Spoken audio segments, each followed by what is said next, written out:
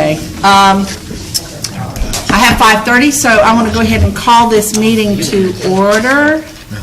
And the first item is the approval of the agenda. If everybody's had a chance to look at that. So moved. Second. All right, we have a motion and a couple of seconds. All those in favor say aye. Aye. All those opposed, motion carried. And we're going to keep right on going, and we're going to ask Ms. Robin McKeithan to present the Bright Futures update. And you all should have a handout that just came around. Yes, right there in front of the, if you want to sit, you're welcome to stand, but I think they've got you wired up there too. Okay, great. So I'm Robin McKeithan. I know most of you. I'm the Assistant Director of the Chamber of Commerce, and I'm also the Coordinator for Bright Futures Beaufort County, which most of you know about. Just to give you a little bit of history, back in 2014, the Chamber took on Bright Futures. Joplin, Missouri Superintendent came to this room and presented Bright Futures. Potash Court brought it here. Beaufort County Schools wanted Bright Futures in Beaufort County, but they could not do it through the school system, so the Chamber decided to step in. It's because of our strong relationship with Beaufort County Schools, the business community, and we knew that if a kid isn't having their basic needs met, then they would have a harder time learning. We also know our future workforce attends our schools, and we have to do all we can to help them. Bright Futures is a program under the Chamber Foundation. It was funded for the first 3 years by Potash Corp, which is now Nutrien. Last year, for the past 2 years, I've been grant writing just to fund the operational costs, how much it cost us at the Chamber to run the program. Bright Futures Beaufort County's mission statement is to create partnerships inspiring educational achievement by meeting students' basic needs and developing community support. We provide everything from food, clothing, furniture, lice kits, bed bug extermination, appliances, medical equipment, eye exams and eyeglasses, and much more. We're managed by an all-volunteer advisory board. There are 15 board members who are very active. Nicole Howard is our go-to person at Beaufort County Schools. She receives need requests from teachers, families, whomever, and if she doesn't have a way to meet those needs, then she sends us a need request at the Chamber at Bright Futures. We post it on our Facebook page, and most of the time all of our needs are met this way. People in the community just want to step up and help. Our community has been amazing in meeting the needs. Laurel Miller has been a great added asset to Bright Futures and to Beaufort County Schools, as she has direct contact with a lot of these families. I've given you a list of donations and that have been received since 2014. There's quite a few, and if you look at it good, sometimes there'll be like one person's name, and it might be an entire household of items that have been donated. Just today, I received 2 messages from people who have beds and mattresses they want to donate, so I've reached out to Nicole and Laurel to see if we have families that need those. The second part of Bright Futures and kind of the future of how it can continue to grow is the site councils at the schools. It's up to each individual school whether they choose to have a site council or not. Most of them do. The most successful site councils are the ones where people at the school truly understand the value of business and church partnerships. These relationships grow over time, and the partners want to help the schools meet some of these longer-term needs. I'm going to give you a few examples. Eastern Elementary has great site council partners with First Christian Church and Vidant Beaufort Hospital. They provide clothes for clothes closets, gift cards for teachers, for supplies. They do the family movie night that's downtown. They've done free health screenings for parents and staff. They've painted walls at the school. After the hurricane, they gave gift cards to help teachers, again, with classroom supplies. And they've also given headphones to all the students. Washington High School has great partnerships with Crestcom Bank and Church of the Good Shepherd. They've created a food and hygiene closet. They prepared Thanksgiving meals for students and families and given out groceries over Christmas. They established the Prom Boutique. They have a mentoring program through Daughters of Worth. They've had college application help nights. Snowden has a very successful site council. They don't have business partnerships, but they have 7 church partners that have done amazing things at Snowden. They stock their school supply and clothes closets. They volunteer for proctoring and reading. They have an angel tree. They do Teacher Appreciation Week and a back-to-school bash. Other site councils have partners who've stepped in to provide backpack pals, provide PBIS incentives and trips, volunteer with the schools, provide angel tree at their places of business, held coat drives, provide staff appreciation meals, and much more. I could go on and on, but I can't stress enough that the future of the program is through the partnerships through the Bright Future Site Councils.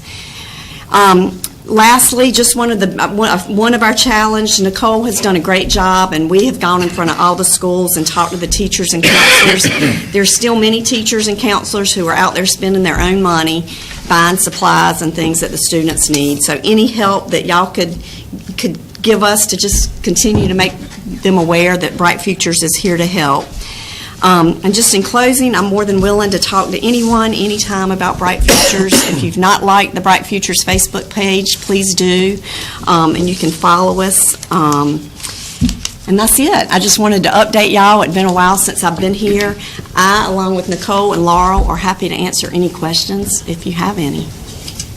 I know that you've been operating off a grant. When does that grant run out, or has it run out?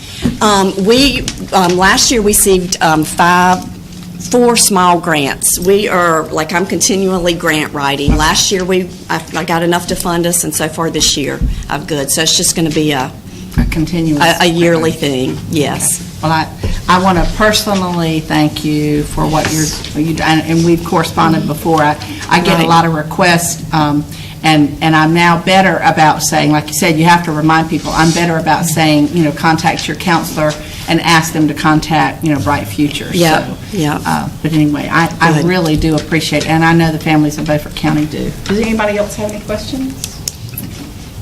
Thank you. Thank you so much. Thank you.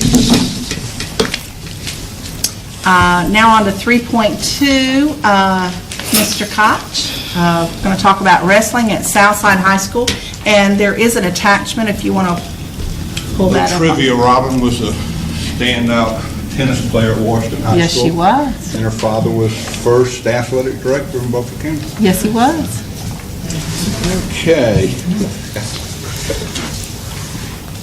Rick sent these to me and asked me to present it. I do have a wrestling background. I think that it will help his athletes in other sports. A firm believer that it got me my football scholarship at East Carolina, having been a wrestler at Jacksonville High School. Wrestling mat, quote on it. I'm going to recommend that you get 4 more feet on that mat, make it 42 by 42. That will give them a 32-foot wrestling area versus the 30, and it gives 10 foot of out of bounds. The High School Association is in litigation now with a wrestler that went off the mat, broke his neck 4 years ago. They haven't settled it yet. The National Federation's rule for wrestling is you have 10 foot of clearance where feasible, and that sort of opened it up for schools to have less than 10 feet of clearance from the bleachers. If you got 10 foot of space on the mat, there's no way you can't have 10 foot because the mat would be in the bleachers. So I think 42 would add to the cost. So it's a very pretty mat. Dolomar makes a good mat. I've checked with several persons that are familiar with that mat because I was not. I was 3-piece mat. This is 1, 2, 3, 4, 5, 6, and a 2-foot section. He's asking Central Service to provide the wrestling mat, coaching stipends, which you would for any sport. School's going to do the uniforms, travel. I'm assuming Southside's also going to do the headgears. Down under equipment, he's got flip charts for scoring, which are very incidental, $40, $50. The last, I think the ones are still over at Washington that I bought. Central Service, of course, will provide the travel as you do for any sport, and the conference will set up the wrestling schedule for him. He's attached a list of students. I told him he had to prove an interest, and having, with that interest, I was contacted by a Northside parent that was interested in starting wrestling, and Mr. Clark was thinking about it, but he has since step back from that, but that may be something that you would be looking at also financing if Washington has it Southside, then Northside coming in. It would be, the biggest expense is the mat. School's paying for the uniforms, they'll pay for the officials. That's minor to the mat, but the mat should last for years and years. It'll last till I'm gone. So are there any questions about the request to add wrestling at Southside? He wants to start this year. He's got a quote for singlets. And he's got a quote for the mat of $8,900. I do not know if that includes tax. I doubt it. I think I paid $10,000 for the first mat I bought at Washington. That was in late 70s, early 80s. Well, it would be more What than would the that. extra 4x4? I would have Cost. to check on that. If that's not anything that Rick, I just saw these, I recommended him to get a 42. I think he just went with cost, trying to keep it down. I do not know what a 42 by 42, I'd have to check with you on that. But it's nice looking mat with, the thing I like is the 6-foot sections. That way 2 kids can pick it up and move it. Where we had 3 sections of a mat, and it took the whole team to be moving it. So storage and moving would be easier with that 6 and 6 and 6. I'm not sure about the 42. I can check, get back with you, but he's only asking for a 38. You could recommend, you could approve that and then get back with seeing what a price on 42 is. I think it'd be closer to the 10, but again, I don't think that price includes, it does have transportation. Oh, there's the sales and everything. It's $9,500 he's looking for total on this one. You should have a copy of that. Right, but that's the 38 That does by include 38. transportation, which is a surprise it's not higher than that.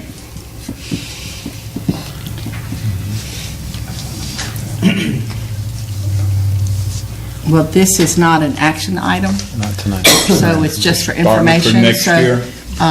But if you would, when you can find out, I'd like for them to have what they need, and if a 42 by 42 meets their needs better, we certainly, It's not like you have to buy a mat every 5 or 10 years. It'll be there for a long time. He's probably trying to stay under 10,000 because when he and I initially had the conversation, the finance officer and I were able to secure about $10,000 in the current budget. program. So I shouldn't have said anything. No, it's fine. It's honesty. That's good. So considering I told him if it was above 10,000, he may need to use some of his budget in order to secure the difference. I'll look at that So- and get back to Mr. Doane. That'd be great. Mr. Cheeseman. That'd be great. So I'd be interested to see what the difference in cost is and see what his funding source would be. Wrestling's winter sport? Yes, so it gives, right now, all you have at Southside, you don't have swimming, you do not have indoor track, you've got basketball, boys, girls, and JV. But we're also talking about a 1A school. Yes, And there are how many at of the least, 1A schools in the state there are have at wrestling? least 75, because the state will not have a state tournament for individual wrestling until there are at least 75 member schools playing it. For a long time, it was 1A and 2A had their state combined. And now you have a 1A state tournament for wrestling, you have a 2A, 3A, and 4A. When I came along in the dark ages, they threw everybody in one gym and one came out to winner. It was 1A, 2A, 3A, and 4A. Probably didn't, long time ago, wasn't Mr. Hodges. I'm not trying to commit anybody to anything, but if you have a student at Northside that does want to wrestle, I know we let a Southside student swim this year as an individual. Is that something you can do as an individual, or must you have a complete team? The difference between swimming and wrestling is if Washington goes to Conley to wrestle Rose and Conley as a tri-match versus swimming, the Southside person could swim in one lane by themselves and compete sort of like a track meet. But wrestling, it's a dual meet, you're one-on-one, a try, everybody wrestles everybody, and you would have 14 weight classes. So if you had one wrestler, you're going to go over there and pay the official. You wouldn't get many away matches. Probably a lot of them would come here because they could get 13 forfeits. But it would be, now that person could go to, they could enter individual tournaments. Mm-hmm. They could go to tournaments on their own. They'd have to pay, the school would have to pay the fee, but hopefully they'd have more than one or two. They could send more than that. I know every sport, I was just wondering, trying to figure out if there's a way. It's not as easy as track or swimming. Right, doesn't but sound like it's something that they could attend and go to individual. Right. The main thing is getting the coach. I guess they can practice in the cheering room, that practice room. They have cheerleaders in that paddock. It's not? Okay, I thought they had padding on the floor. Northside does have cheerleading mats that are like these. Well, not like these, but there's So sections. that room is a paddock for the cheerleaders. Okay. Yeah, I think you answered my question. So it takes 14 to make a team? 14 to make a team, but it would take 7 to be able to tie, 8 to win. If you got 6 wrestlers, first year I started wrestling at Washington, I had 9 wrestlers, and we won 3 matches that year. And then the next year we had 12. You have 14 weight classes. You can compete with 6. If they all pin, you're still going to lose because you're going to forfeit 8 matches, and you get 6 points for a forfeit. 7, if you got won by 7 pins or 7 forfeits, the other team would also have 7, you'd have a tie. But the thing about wrestling, not only is it a team sport, but you can send 6 individuals to the state or the regional, and they can do well on their own. Washington's had several that have performed very well at the state level and won. But Southside thinks they have enough to make a team? Yes. Okay. And let's see the attachment. So many for- times they tend to be football players, and they go on into that. If they're not playing It would certainly basketball. help the football players. I had trouble getting football players out for wrestling. I couldn't get the heavyweights, the upper weights filled usually. I was solid in the lower weights. That's, to me, the great thing about wrestling. 98-pound wrestler can go out there and win state. Right. 103 is the lowest weight class, and you got 112, 119, it goes up. And it gives a little kid opportunity to be a state champion. You know, a 98-pounder's not going to do much on a football team. It's not that they're not an athlete, it's just size limitation. Right, I understand. Well, thank you. Anybody else, any questions? All right, Thank you. thank you. We'll move right on, and now we're Title I discussion with Mr. Greg Singleton. Good evening. I have a handout for you. I'm just going to, if you don't mind, if y'all can just pass them down. These are kind of how the President, Mr. Cheeseman, and I had spoken about it this morning.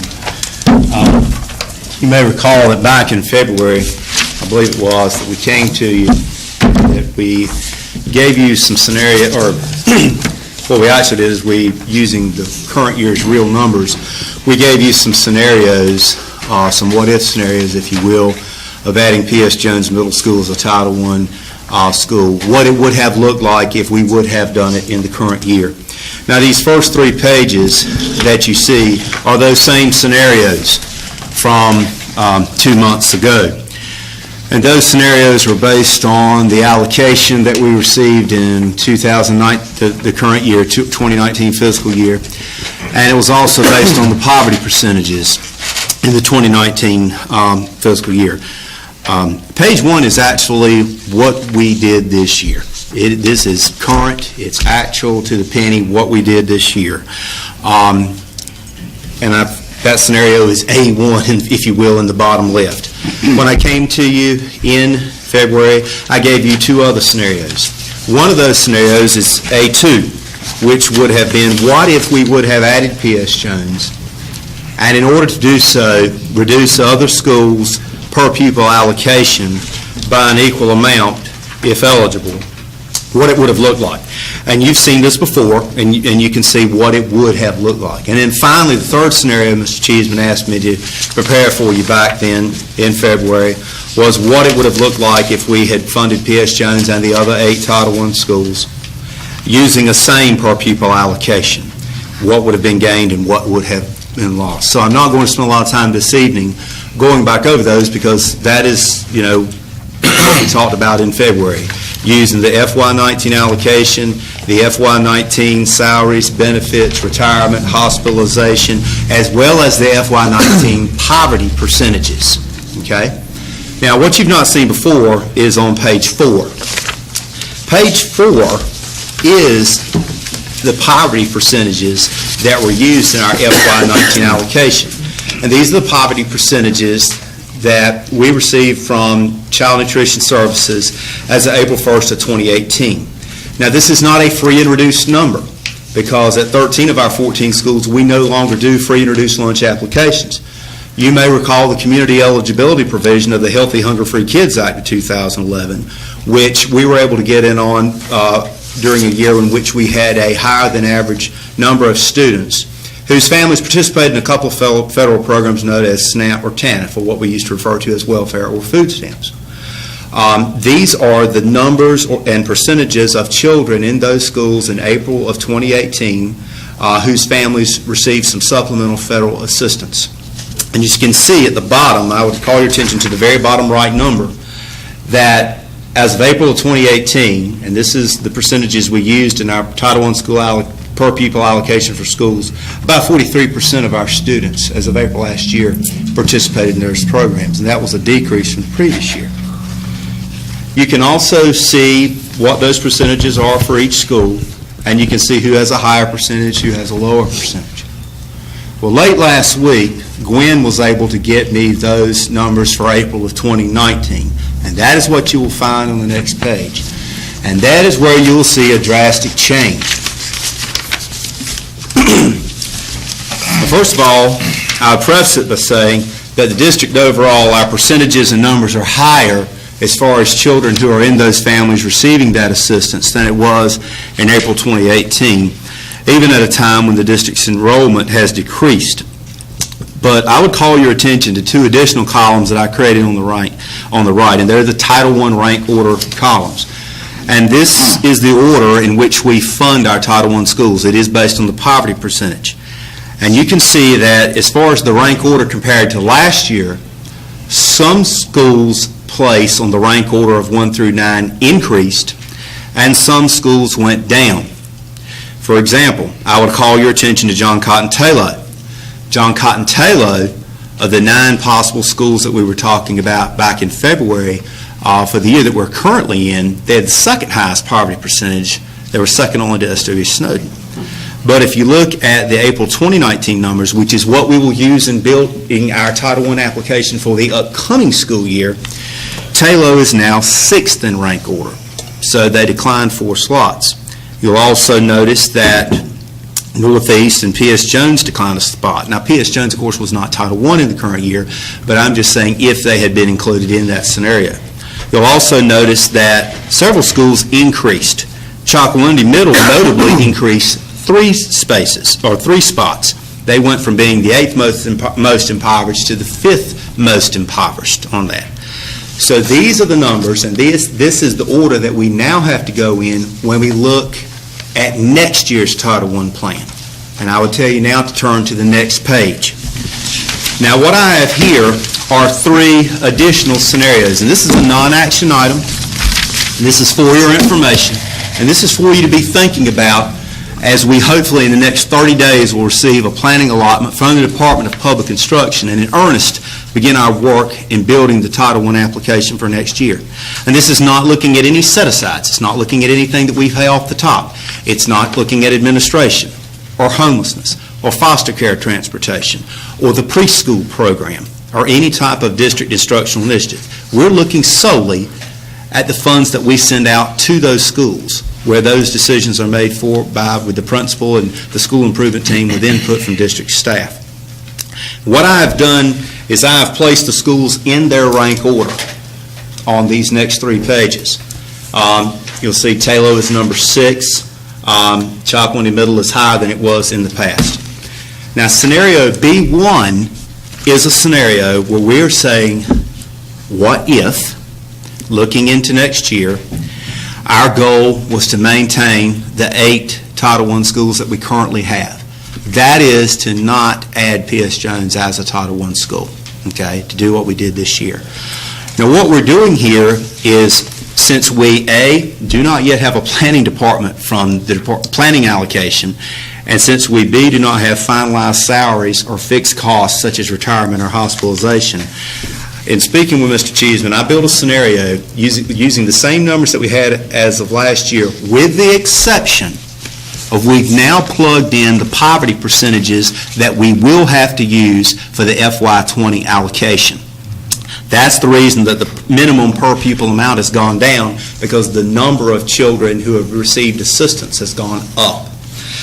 And if we were to say tonight, if I had a crystal ball, and I said, well, I know we're going to get the same amount of money, and I know all the costs are going to be the same, and all I have to do is change the poverty percentages around, you can take a look at what the schools would have received, and you can take a look in this column here, and you can see at the FY19 fixed cost, using the FY20 poverty percentages, for those schools, would they have an increase or a decrease from last year, and how much?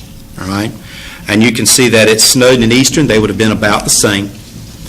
Chocowinity Primary would have lost a very small amount of money. John Small would have lost a small amount of money. Chocowinity Middle gains $90,000 from the previous year. But now, let me remind you that their place in the poverty percentage increased 3 spots. Moving forward, you'd see that Taylor would lose $56,000, and they're at least going to lose, if that were to be the case, they'd at least lose one of their current positions, a teacher assistant position, as well as any discretionary spending that they've used in Title I, such as supplies, materials, professional development, tutoring, etc. In addition, Northeast Elementary would lose $32,000, and with a loss of $32,000, they cannot make it up in supplies and materials. We'd have to cut a teaching position. Now, that is not to say that the district could come along and pick up part of a teaching position from local funds, but you may not be in a position that you're able to do that. I'm trying to give you a worst-case scenario and telling you this is what it could look like, okay? All right? And then Bath was cut a very small amount, but remember, Bath is funded at the minimum level of $410.51 a child. When you look at that actual PPA, in order to get to a zero, I did go to 5 decimal places. They will actually, in their application, we will round up or round down, but that's just the way that the matrix of my spreadsheet worked.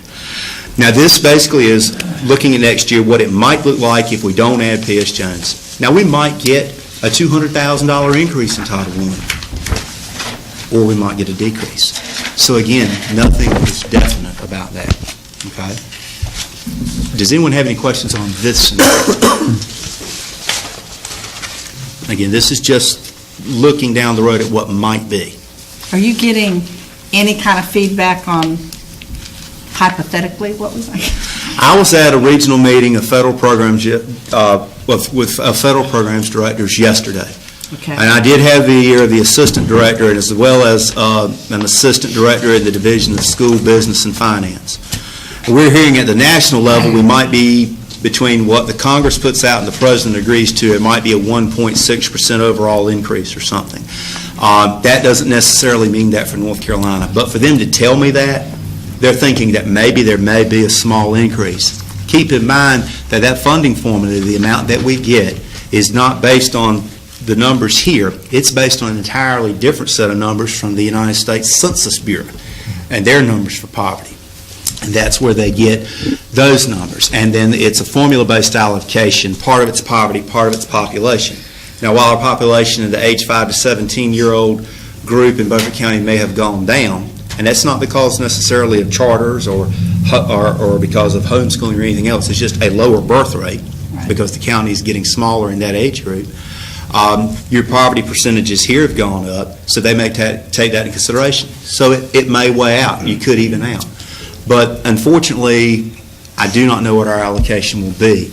I did ask the question, since we were told that the application must be completed and is due by midnight on June 30th. I simply said it's impossible for me to complete an application by June 30th if I don't know what the allocation will be by June 1st. And the individual from the school finance division said, well, we're working as hard as we can to get those out. At which time I asked the assistant director at Federal Program Monitoring, what are we going to do if we don't have an allocation by June 1st? And he said we may have to delay the application, which, as you'll recall, that's what we've done for the last 3 years because of that. And we've not gotten this thing approved locally till July, and the due date was pushed back until August. So I wish I had a better answer for you. Well, I appreciate it. All right. There's 2 additional scenarios that Mr. Cheeseman asked me to put together. He said, let's take a look at next year using these FY20 poverty percentages. What would it look like if we did add P.S. Jones, if everything remained the same, which we know this may look different. And you can look at that same box and you can read the statement.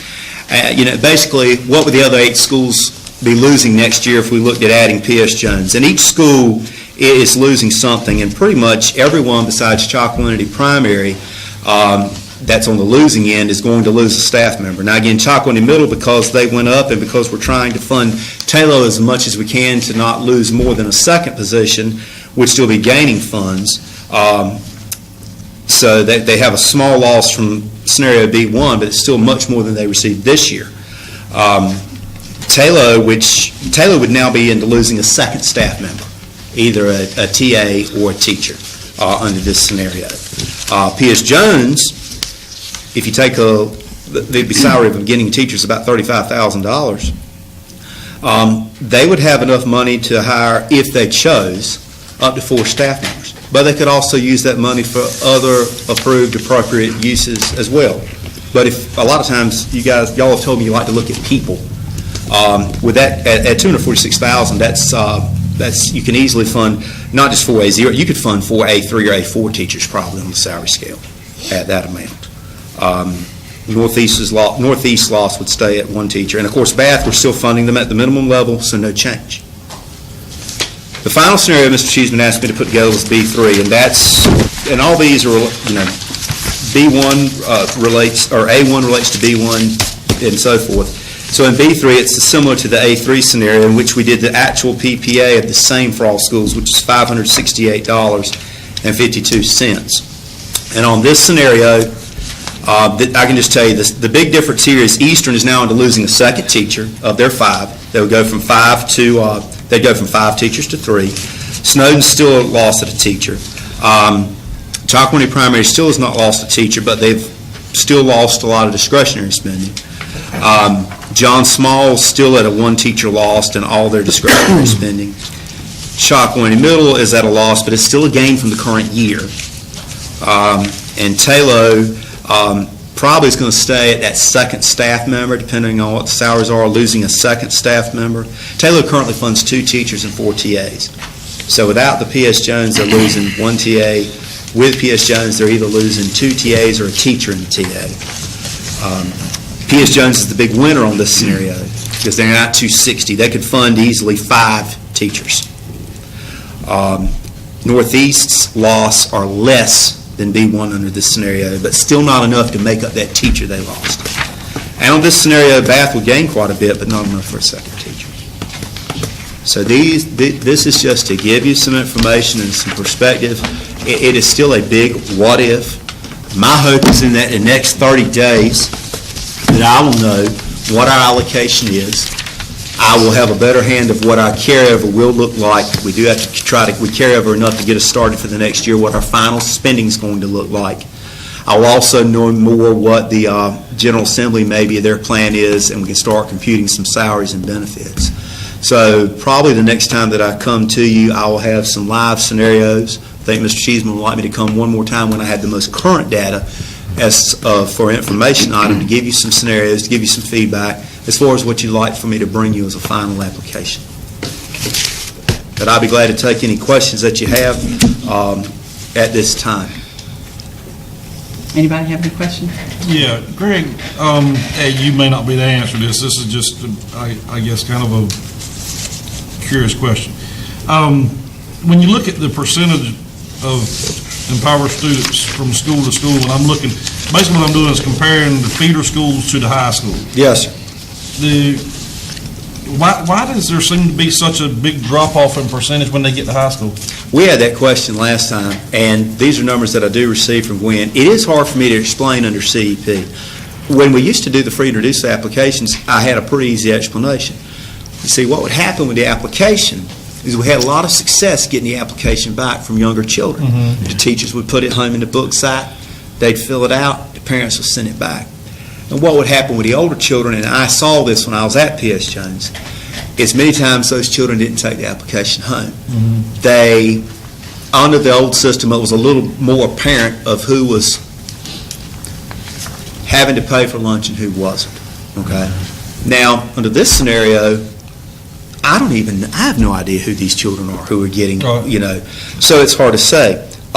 If you look this year at Southside, they're at 59. Chalkwanity Middle's at 64. Chalkwanity Primary is hovering around, 66. I take those through. But that proves exactly your point there. Right. It seems to be lower as they get into high school. Gwen might have a better insight on that than me as your nutrition person. I just get the numbers from her. Yeah. So I wish I had a better answer for you. I really do. All right.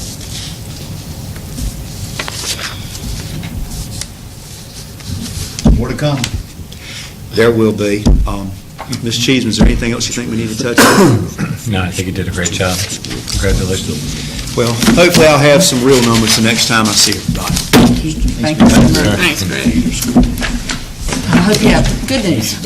Okay, we're going to go to 3.4, the coding grant, and we'll hear from Andrea Lilley, our Executive Director for Instructional Services. Good evening. It's not on there. There's not an attachment there? Okay. You'll be sending it to them? Okay. There's a grant that you should be aware of, and I wanted to give you some information on that tonight.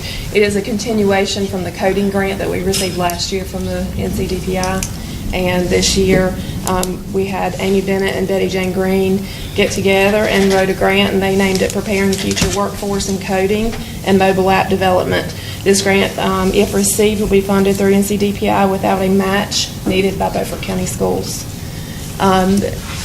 By partnering with local industry and community leaders, this grant is designed to help build curricular programs as well as professional development for teachers and administrators, development of computer science curriculum for 612 students, engagement in industry partners to support connections between the BCS curriculum, future career opportunities for students, and industry demand.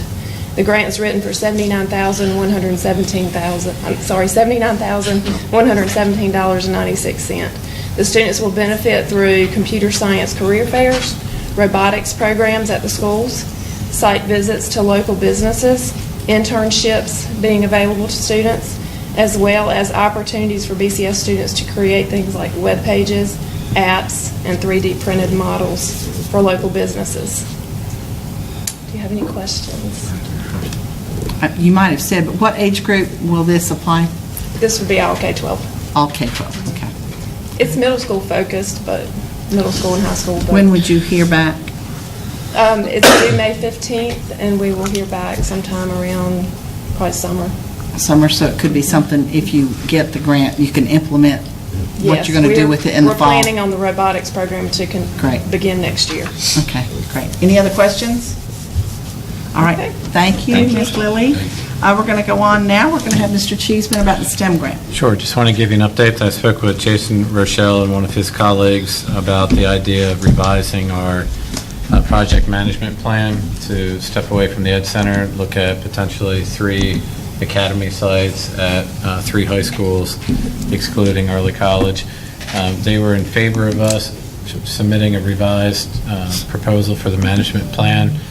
They would like us to have that into them here shortly in May, so they can just have dialogue about it to give us guidance. So in short, they've delayed the grant for us, meaning they haven't started the clock, and we're very amenable to new ideas. So with that, they still want us to have the grant. They still want us to move forward with the ideas as long as the integrity of the original grant does not change. Right now, they're looking at why the location would change. but as long as the integrity and the intent does not change, we hope to see great outcomes to that. So our instructional team, led by Ms. Lilley, is putting together some ideas around that project management plan, and we'll submit that to Golden Leaf, and then we'll have follow-up meetings with them as they really want this project to happen on our behalf. So just wanted to give you an update. All right. Thank you so much. Any questions? All right, we're going to keep going. Policy 7440. Mr. Doane. Yes, you're ma'am. up. There you go. This policy is up for revision, first reading tonight. Policy 7440, and there's fourth paragraph down, talks about employee-initiated transfer requests. I believe when this policy was written, at that time, I think most school systems generally had a better idea of budgets, and you could really complete a lot of staffing by June 30th. Unfortunately, now we don't get a lot of state, and as Mr. Singleton alluded to, federal information until late in the summer, and because we don't get definite budgets from the state and from the federal government, we don't post positions or as many positions as we may have, because we're not going to hire somebody till we make sure we have the money to pay for them. So what happens is, if we continue with this policy that if I, as an employee, want to voluntarily transfer, then what may happen is we get the money in July, and then I've missed my window. And after polling the principals, I would say it has been a 70-30 split. There are a few of our folks who would like to hang on to the June 30th deadline, but the vast majority realize that they've hired a lot of folks from within beyond that deadline. And so our procedure doesn't exactly match our policy based on the new budget deadlines. So what I would be asking for a future vote on would be, as you see the changes, we would delete the June 30th deadline for an employee-initiated transfer and just change it to completed by the first teacher workday, because that's more realistic with when we have vacancies posted. It still gives the principal the opportunity to hold a person for 30 days, so even if I make the jump in July 31st, I in theory may stay in my current role till August 31st and then switch over to the new school. But if we follow the June 30th deadline, then it really inhibits our own employees from possibly transferring. So it's just trying to be a little more employee-friendly when it comes to those types of things. First teacher workday, meaning the first day that the teachers will come back to school. Right, on the traditional schedule. Mhm. So in Which August. is tough. Yes, it would, If you're on depending, the but I didn't set a date because you never know with the calendar when the Right. first teacher workday might be. Right, So, right. Ideally, that would not be what we wanted anybody to do to their principal. no, I but, could see some principals being against. but that's why I spoke with our folks, and that's, our practice has been throughout the last 5 years, the first teacher workday. So we pretty much stuck with that, but we just weren't matching our board policy. And the reason we were doing that, honestly, is just late numbers on budgets and posting vacancies. I don't think really and truly it happens that much. We don't. on the We first rarely day. have an It's August. already been decided long It's before that. usually most of our folks. It's about what really tends to happen is the week after the 4th of July is about when we've been getting all of our budgets, or at least Right. enough of a projection that we feel confident to post, and that's when it's really happening, mid-July, which is still within the 30-day window that you could move schools, and it allows the other person to hire. So it does. It's rare that we have anybody really, really late in the year, unless we have a last-minute resignation from a dream job somewhere. Right, right. So- Okay. Well, this was for a first read, so Yes, ma'am. if there aren't any questions, we're going to let you go on to the next thing, which is student records. Just wanted to remind the board that a few years ago that we proposed moving to an online transcript ordering service so that our former students would order their transcripts, would get employee verifications from businesses, from banks for from mortgages, things of that nature, that we would, we have been essentially giving away transcripts. The high schools charge a fee if you get your transcript within the first 3 years after you graduate. After that, they transfer the records here to central office, and we give them to you, which is very nice, but we're, at the same time, we're paying to have those records stored, to have those records scanned, and so we had talked to you guys, and you had approved moving to a system where we would electronically store the records and also charge a fee. And at the time, we didn't have the technology in place to make that happen. We do now. And so we're going to be making that transition this summer, and I just wanted to make you aware of it because it got delayed, but it is now on track. So, Any questions? Did you set the fee? $10 for a transcript. of that. The company that handles the transaction takes a percentage and then sends us a check, and we don't have to handle money. All right, if there are no questions, we are, thank you, Mr. Doane. Yes, ma'am. We are on to 4.1, which is the local current expense budget approval, and you should be getting a handout. Yes. So what you have in front of you, One more. yeah, does everyone have a copy? Need one more. You got your copy here. Yeah, you can take it. That one. Yeah, you can take it. That is a hard copy of the presentation that's going to come behind you on the screen, so everyone else may or may not be able to see that. Here you go. That's it. All right, so in short, I did a presentation for the county commissioners back, I think, about 3 or 4 weeks after I joined your team. Hello in the dark. That's good. Darkness. I'll be asleep in 30 seconds. And the presentation's over. Thank you. But anyway, we did the presentation for the county commissioners, so some of this will be a repeat. But in that process, I came to you and said, these are some of the things I'm going to say to them, and just wanted your judgment on it. So tonight, tomorrow, Thursday morning, if there are things you'd like me to add or subtract, this is really just for where you feel and think about it. So in short, when we get together on Thursday, we're going to introduce each other around Board of Education, county commissioners. I did ask or invite directors and principals to be the fly on the wall, to be in the room if they would like to hear about the ORED study. Just so they hear it firsthand from Matthew Palmer and his group coming in. I think it's really important that your principals are in the loop. But ultimately, we want to talk about what 100% means. I know that when Greg Singleton talked about percentages, well, we're really talking about not just our students, but we're talking about our employees. So when you look at school funding, you're not just looking at what children get, you're really talking about how that school funding impacts all the stakeholders, all the way back down into the community, in terms of businesses, who we graduate, how it works. But we're just trying to hammer the point home that we'd really like to be funded at 100%. I understand what reality is, but we're always going to seek the best.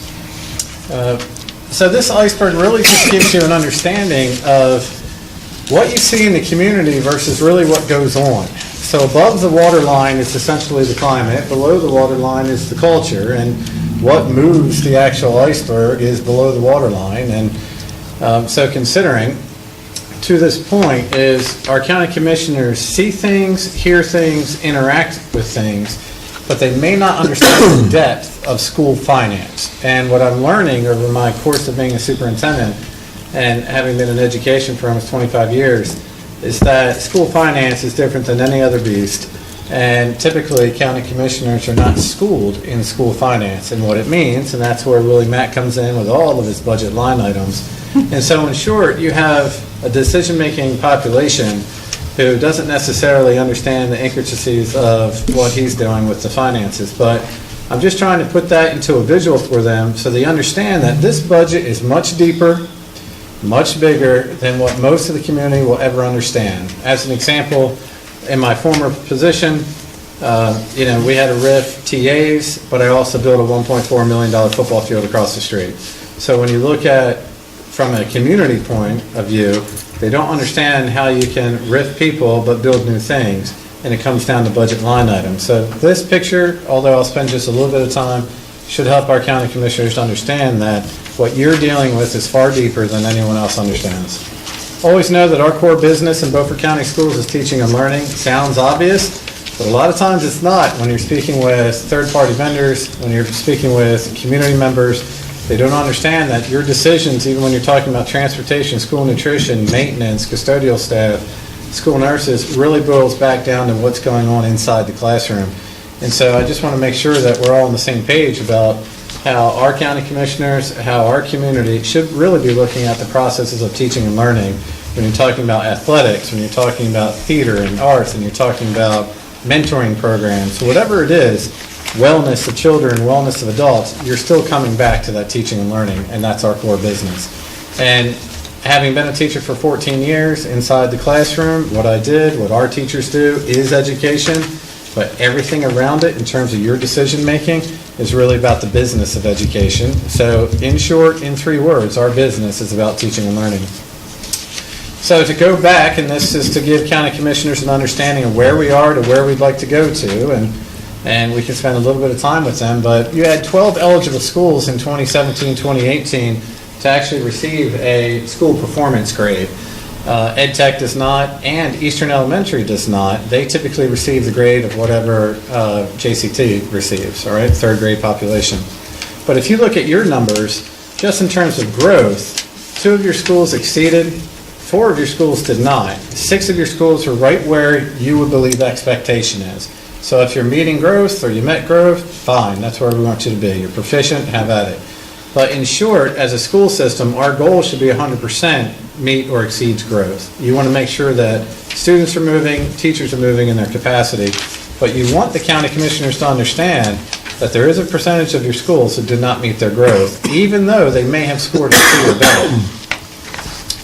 In short, on the next page, your school performance grades from 2018, and you reviewed these already, or should have with your team. Back in October, they should have been finalized, I believe. And if you notice, you have 3 Ds, and right there is the cut line. C or above, not low performing. D or below, low performing by state. But with that, you want to make sure that you get those Ds moving, but ultimately, you want to try to get as high as you can, meaning you have great student outcomes, great teaching and learning, and what's happening in the classroom is authentic, because right now, you're on an 80-20% split of proficiency versus growth. And of course, in the state legislature, they're looking at a 50-50, but that hasn't been approved yet, so this might change over time. But if you notice the differential on the next page, if right now what's going on in classes on 2018-2019, right now in school where we are today, you could walk in tomorrow and look at a principal and say, what do you think your projection's going to be? And as this team who's present knows, I met with principals on May 1st right here in this room, and I said, here you are in the final stretch run, and I want to know specifically, what are you doing for all children, all adults in the building, to really get that quarter turn push in the last part of that Kentucky Derby, right? But right here, specifically, you're on the final leg of this race. And if you look at those projections and realize you have 4 schools, maybe 5, and I wrote 5 there in +3, +2, in your current grades from last school year, you had 5 schools very close to the bubble. Meaning, if an A is an 85 through 100 on that 15-point scale, and a B is 70 to 84.9, you had, on a 15-point scale, 5 schools who were right around 4 or 5 points from hitting the next level. Well, that means that could be a few students, that could be a handful of students, that could be a great test day, that could have been just an off day for people. But from the previous page to this one, notice, if we get what we're hoping for at the end of this school year, you would have 5 schools specifically make increases. 2 would go from a D to a C, 3 would go from a C to a B. And that is if your principals, your teachers, your community, our principals, our teachers can bring that to fruition at the very end, where our kids feel great about their learning, and you could see coming out of low performing very quickly. And that's important for our county commissioners to understand, that their investment in what's going on in that teaching and learning process comes down to one day sometimes in terms of what the ultimate performance looks like. So what do we really want in Beaufort County Schools? Next page. We want 100% of our schools to meet or exceed growth. And what I'm looking at is school performance grades of at least a C or better. That's what it means on that slide. And why does that matter? Well, it really gets the attention of a lot of people to really celebrate the success of what your teachers and teacher assistants and school nutrition people, everybody involved in that process, that is something to feel remarkable about, not just good about, but remarkable about. And I think last year there were roughly 10 school districts in the state of North Carolina who had 100% meets or exceeds. I'm very excited to say that I'm accustomed to that expectation, and that's what drives us a bit in terms of what our outcomes would be. But at the end of the day, you want students to have a high-quality education. And unfortunately, the way North Carolina rates us and the way communities and potential people moving to the community understand us initially is through a report card. So at the end of the day, we don't want children to have a test score assigned to them. You want them to have a high-quality education. But from the business that you're running, this matters. And we need the county commissioners to be on our side with that. So the next page, when you look at traditional or zero-based budgeting, This goes back to the comment I made to them that we're looking at every line item, as Willie Mack can tell you. I think your budget this year was presented a little differently, so you had every line item. And then here are the 2 pages of focus areas that are unchanged. I won't spend a lot of time with it, but this is what we specifically showed them 2 or 3 months ago when I met with them around what we're really trying to do, what impacts us, what works, what doesn't work on those 2 pages. And ultimately, again, mental health and wellness matters. We have grants that are helping us with that now. Look right in the middle of that second portion of this, employee contract decisions. This is that time of year of May and June where everybody gets nervous, just understanding what they're trying to do, where they're going to be, and understanding what allocations look like. And of course, safety and security, if this list were prioritized, that would be right at the top of that list. So these are focus areas that we can talk to the county about on Thursday and why their money matters and why it matters to Beaufort County schools. And then if you look at academics on the next page, ultimately as a goal, you really need to be able to communicate with people of what do you want to do and where do you want to go? And in my experiences, county commissioners will say, look, if we give you this funding, what's that going to look like and how fast is the turnaround? Usually that's what people want to know. I'm accustomed to AOL and dial-up. Other people are used to high-speed internet. But right now, people want to see a bang for the buck or a return on the investment. So in short, over 3 years, we'd like to see every school raise their performance grade and ultimately have growth, either meeting or exceeding that growth for 3 consecutive years at a school site. What that means is you have sustainability, you have programs in place, and you have funding structures that are not a one-hit wonder, and that matters to us. And then finally, the barriers. And as Willie Mack and Mr. Hodges, you said in the last meeting, keep it simple. Well, you could peel this onion back and complain about every single barrier that's here and have sub-letters and items, but in short, you and I deal with state and federal changes, increase in benefits costs that we can't control, changes in utility and fuel costs. So it's very important that our county commissioners understand that we're at the mercy of things around us and that surround us in negative ways. So what happens if they don't fund us accordingly? They're going to say, what type of plan do you have? So the next page, personnel impacts. Well, right now, your budget is somewhere between, and I'm sure my teammates will correct me, but somewhere between 84 to 87% of your budget is people. And so if you're not funded in that manner, then you impact people. And these are some of the impacts that would happen. We look at potentially 15 teacher positions would have to reduce down, meaning we would try to save personnel, but we would have to close out positions, possibly transfer people across the district, and try to help them. These positions would close out from retirements, people who left, people who are on time limited with 8 time limited positions. So we'd have to be very, very thoughtful about what we would do with that if we're not funded in its entirety. So in short, right now, Willie Mack has received a preliminary number of projection of enrollment for last year, and this is 6,501. I'm a bit skeptical about that number because this is a planning allotment number, which in school finance, having approved finance adjustments, that this number may go down slightly when DPI sees it again. This number, if they fund us somewhere during the course of the year, they might pull money back from us or positions back, so that's solely a starting point. But that's good for our county commissioners to understand that it's not as dramatically low as they thought it was, or at least the state doesn't believe it is. So their conversation pieces around, hey, I hear your numbers are going down, so we may want to reduce your rates. Well, whether you have 2 children on the bus or 30 children on the bus, you're still paying the same for the fuel because you're still running that route. So I think it's important that they see that number live. Now, your local expenditures, 17 million. That's a number that we think is real and believe that we've narrowed it down based off of zero-based budgeting. We believe that we understand every line item. We understand what we're asking for. We know it's an increase. And then capital outlay, well, what was the initial amount, what's the real amount, and what's the urgent amount, as I believe the board asked me for. So the real amount is $15 million for your capital outlay, but on that list that we all put together, if you take out the mobile trailers and all those structures, then that list cuts down to about $8.6 million.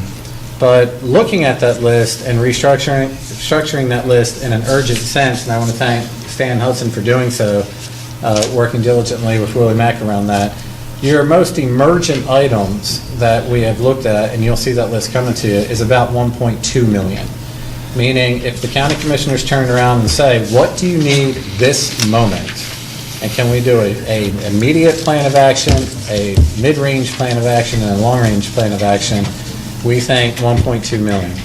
All right, so considering our annual budget is $74.6 million.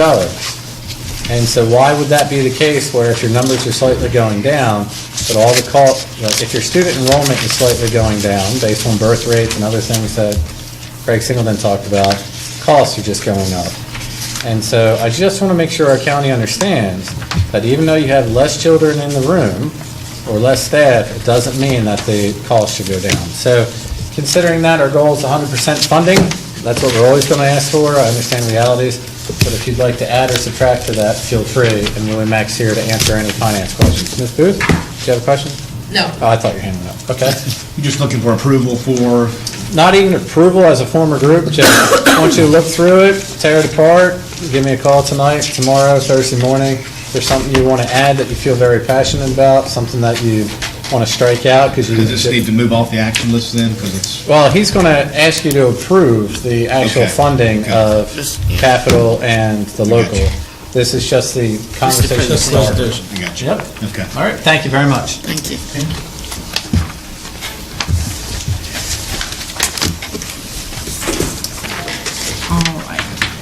All right. Now we are to the capital outlay budget approval, and once again, I've got Mr. Cheeseman up here, I guess. And this is going to be Willie Mack? We also have the local piece as well. Okay. I'm following up on his presentation. Yeah, we have it. On the handout that you were given, I believe at last meeting, we talked about, or you all talked about the desire not to expend any more fund balance than we currently are working on. So this sheet basically takes the $300,000 that was in the budget that was presented to you earlier and moves it up into a requested line for funding from the county. Basically, the sheet itself stays pretty much the same, except you will go down and where we are currently projecting fund balance to be spent in the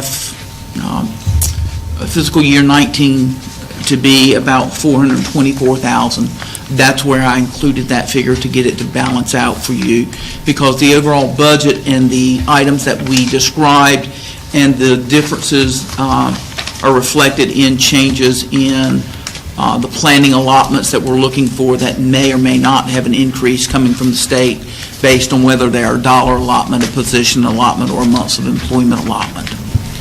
Keep in mind that, as we talked earlier, these are based on our current employees and the anticipated 3% across the board. But based on vacancies that we may have, the replacements that we have, and the funding that we may or may not receive, where I have someone placed in this budget will be greatly impacted by July and August, and I may actually be redoing the entire personnel piece of the budget. So are you all comfortable with this proposed budget to move forward for the superintendent? And you want action for both the local and for the capital, is that correct? Yes, Right sir. now you want a local. If you want to wait, we'll do them both together. That'd be fine as well. I'll leave that to the chairman to. Well, let's go ahead and decide on this since it's in front of us, and that way, any questions we may have on the capital can be separate.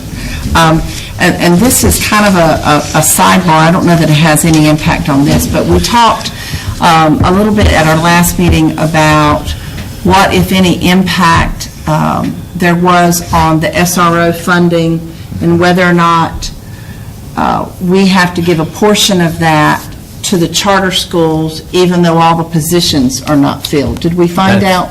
That's information we're trying to still seek and Okay. gain back, so I don't have that information. Because as of right if we now. are, then we're losing twice. Right. We're losing it because we're giving the money back, and we're losing because we're giving money away that we never got to keep to begin with. We don't believe in our MOU right now that we get to keep any of that type of funding. So some of the conversation was if we received the funding directly, but only had, say 8 SROs instead of 14 as an example, that we got to keep the difference.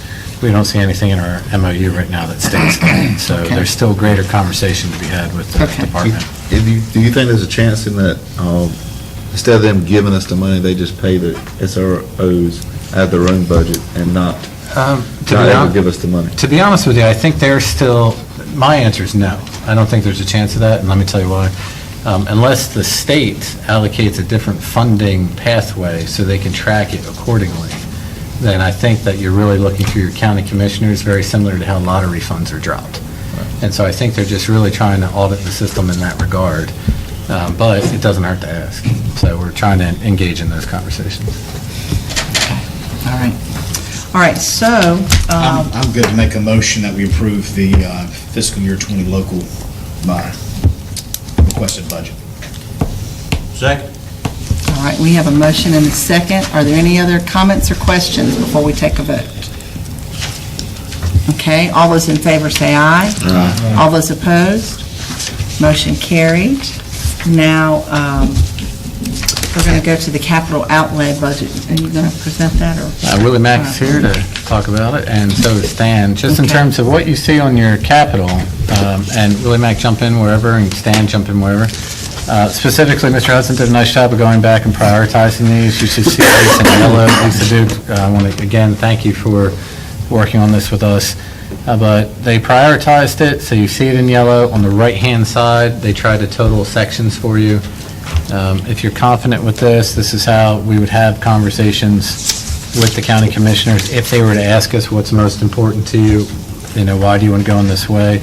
But at the same time, that's how we came up with the $1.2 million. The interesting part about this is it's just a list. So even with or without funding, you're still able to manipulate it.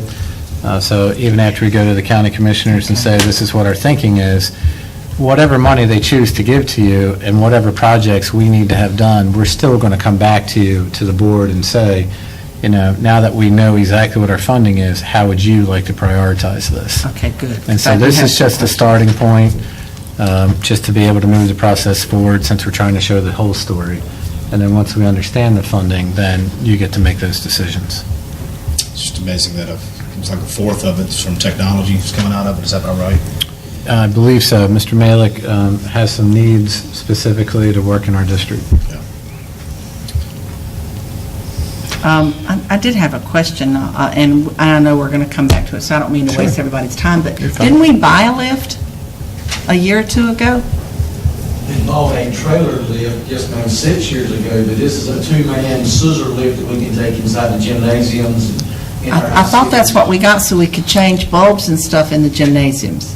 But it's a one-person lift, and our light fixtures require 2 people to hold on to them to change them from having a ballast over to a LED. The fixtures are so massive that they're hard for one person to hold.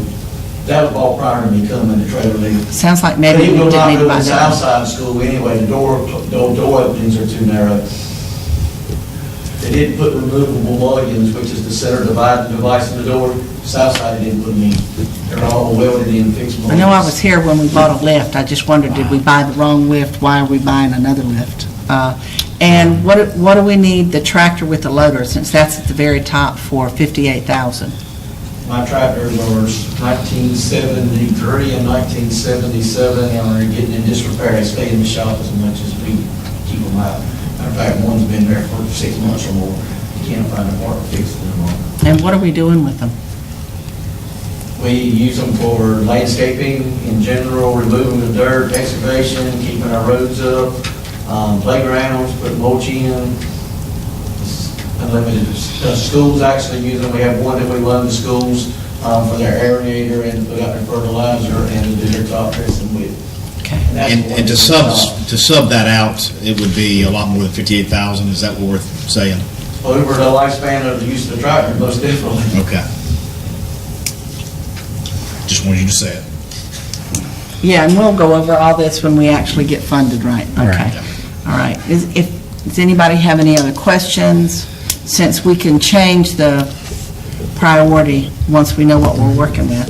A motion? I'm on a roll. I'll go ahead and make the motion for the capital outlay. Second. We have a motion and a second. Any further questions or comments? All those in favor say aye. Aye. All those opposed? Motion carried. Thank you very much. Okay, now we've got field trip approval. Mr. Cheeseman. Willie Mack, thank you. Stan, thank you very much. Ms. Duke, Yes, I thank appreciate you. your help. Members of the board, below you'll see that there are three field trips. I'm getting it up. I can't get it up. There are three field trips presented. Okay. That's the wild side tonight. I didn't know what's going on. All right, so 3 field trips. 2 are for the current school year or just afterwards, 1's for next year. Northeast Elementary School band competition for both Bath Elementary and Northeast Elementary School band students going by charter bus June 1st. Also, Northside High School for June 15th through the 21st at Fayetteville State University for JRTC. Please notice the differentiation in terms of chaperones. Although on the bus, there would not be a female chaperone traveling on the mode of transportation. At the actual site, there's gender-specific housing, so there will be female chaperones with female students and vice versa, male and male. P.S. Jones Middle School, April 29th through May 1st of next school year, they're planning their 8th grade trip to D.C. To visit the nation's capital. So considering those are the field trips that have been requested by our principals. Move approval. Second. All right, we have a motion and a second. All those in favor say aye. Aye. All those opposed? Motion carried. Thank you. Now, Michael? Yes, I move that we go into closed session pursuant to General Statute 143-318.11, A1, and 8 to prevent disclosure of confidential personnel files under General Statute 115C-321. Second. We have a motion and a second. All those in favor say aye. Aye. All those opposed? We are in closed session. Thank you, everyone.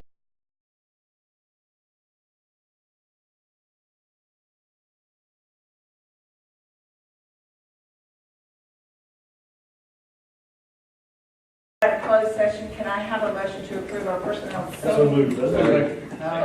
Somewhere in there, get that for us, Lisa. Take one. All right, all those in favor? All those opposed? All right, and is there any other business that needs to come before the board? You should see check your email as I forwarded the NC State ORED study to you, those results, which were a little bit different in terms of the conversations that I had with Matthew Palmer like 3 weeks ago. So considering that, I'm very excited to see what that presentation looks like this Thursday, because they made some changes since I spoke with them. But with that, Brian Allagood and I had text communication last Friday seeking that document, and they sent it to me late yesterday afternoon, so please check your email so you had knowledge before you come in Thursday. Is there anyone that is not going to be able to attend Thursday? So Lisa has a head count as far as lunch. Everyone here is going to be here Thursday? Okay. And retirement dinner. I'm gonna be too. What time? 12 o'clock short? 12 o'clock, right. I may be a few minutes late. I got to come from Wilson, but. And I want to take this time, because by the time this goes on the air, a lot of games will be over. But I want to congratulate and wish all the luck to our athletic teams across the county who are participating in tournaments. May you play at your highest level of excellence, travel safe, and make your school proud. All right, is anything else? I make a motion, we adjourn. Second. Second. All those in favor? All right, everybody have a good evening.